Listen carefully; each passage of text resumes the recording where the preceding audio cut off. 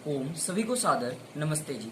दोस्तों, हमने अपनी पिछली वीडियो में वेदों में अश्लीलता का आरोप लगाने वाले कुतर्कों का खंडन किया था, परंतु स्थिति तो ऐसी आ गई है कि विश्व के सर्वोच्च भाष्य अर्थात स्वामी दयानंद के यजुर्वेद भाष्य पर भी अब प्रश्न चिन्ह लग रहे हैं।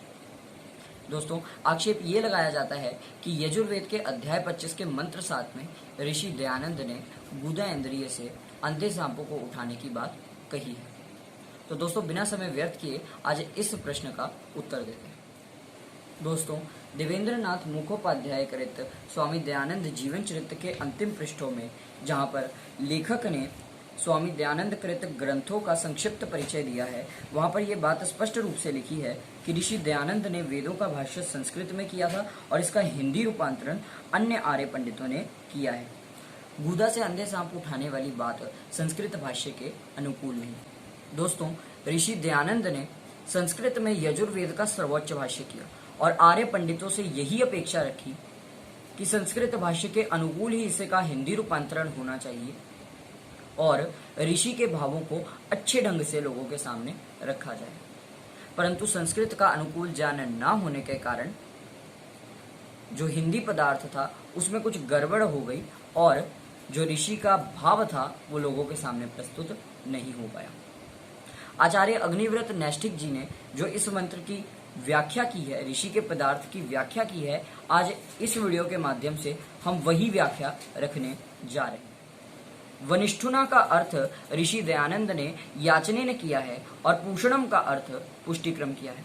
इसकी व्याख्या करते हुए आचार्य अग्निव्रत नैष्ठिक जी ने लिखा है कि ग्रहण करने की इच्छा और नष्ट करने की प्रवृत्ति अर्थात सृष्टि में जो संयोग और वियोग के गुण हैं उनके द्वारा ही विभिन्न क्रियाओं की सम्यक पुष्टि होती।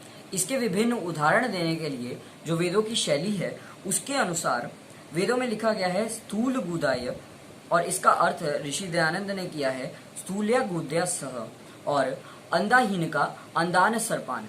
इसकी व्याख्या करते हुए आचार्य जी ने लिखा है कि स्थूल गुदा अर्थात पूंछ के द्वारा अंधे सर्प और प्रकरण अनुसार क्रिया करने में समर्थ होते हैं। यहाँ पर बात ब्राह्मणी ब्लाइंड स्नेक्स की हो रही है। ये केवल मादा ही होते हैं, इनमें नर नहीं होते।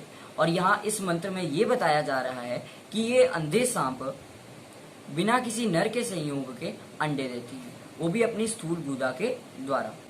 गुदाभी विहुता का अर्थ ऋषि दयानंद ने विशेषण कुटिला किया है। इसकी व्याख्या है कि पूंछ भाग के द्वारा टेढ़े मेढ़े गति करने वाले सर्प गति आदि करने में समर्थ होते हैं। यहाँ पर बात शाल्क सर्प की जा रही है अर्थात हूप स्नेक की।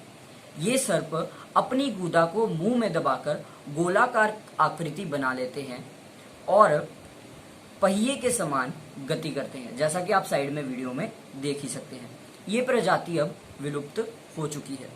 सर्पान आंत्रहे का अर्थ ऋषि दयानंद ने उदस्त नाड़ी विशेषः किया है, जिसकी व्याख्या है कि अन्य सांप उदस्त नाड़ी अर्थात जो उनके शरीर के ऊपर उभरे हुए शल्क होते हैं उनके द्वारा गति करते हैं। अपह का अर्थ ऋषि दयानंद ने जल आनी और वस्तिना का अर्थ नाभेर अधोभागेन किया है। इसकी व्याख्या है कि शरीर में विद्यमान जल तभी ठीक से कार्य कर सकता है जब नाभि के नीचे स्थित मूत्र उत्सर्जन तंत्र अर्थात किडनी ठीक से कार्य करे। जब किडनी आदि ठीक प्रकार से काम नहीं कर पाते तो शरीर में जो जल विद्यमान है उसमें सॉल्यूट की कंसंट्रेशन, सॉल्यूट की मात्रा अधिक हो जाती है। वृषणम का अर्थ ऋषि दयानंद ने वीर्य धारण किया है और अंडाभ्याम का अर्थ अंडाकार अभ्याम वृषणाभ्याम किया है। इसकी व्याख्या है कि नर प्राणी में अंडकोश अपने अवयव रूप अंडों के सम्यक कार्यशील रहने पर ही जो बलवान शुक्र है उसका निर्माण कर सकता है। उसमें रोग उत्पन्न होने से कार्य सर्वथा बंद हो जाता है। दोस्तों, वाजिनम का अर्थ ऋषि ने अश्वम किया है और शेपेन का अर्थ ऋषि ने लिंगेन किया है, जिसकी व्याख्या है कि घोड़े आदि पशुओं को उनका लिंग ही विशेष गति प्रदान करता है। जब उनको नपुंसक बना दिया जाता है तो उनकी गति भी क्षीण हो जाती है। प्रजाम का अर्थ ऋषि संतिम लेते हैं और रेतसा का अर्थ विरीण करते हैं।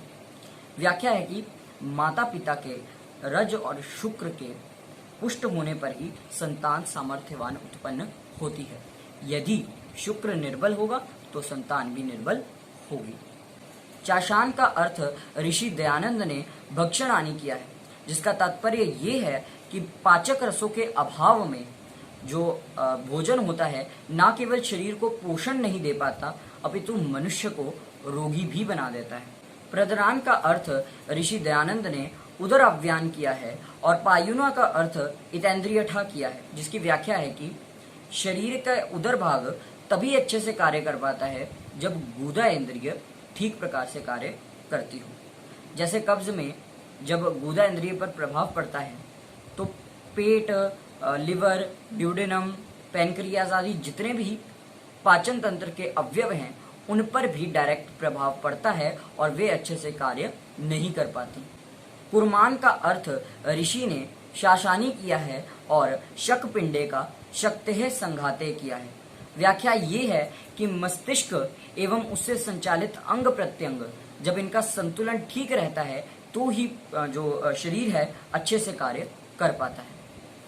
इस मंत्र के अर्थ ऋषि दयानंद ये बताना चाहते थे, परंतु हिंदी पदार्थ में अनर्थ होने के कारण इसका एक दुष्प्रचार हुआ और आज ऋषि दयानंद पर प्रश्न उठाया जा रहा है। ये बिल्कुल एक वैज्ञानिक भाष्य था और ऋषि दयानंद ने जो संस्कृत पदार्थ दिया है उसके बिल्कुल अनुकूल है, आप वर्ड टू वर्ड मैच कर सकते हैं। आज की वीडियो के लिए बस इतना ही। आशा करता हूँ कि आपको ये वीडियो अच्छी लगी होगी।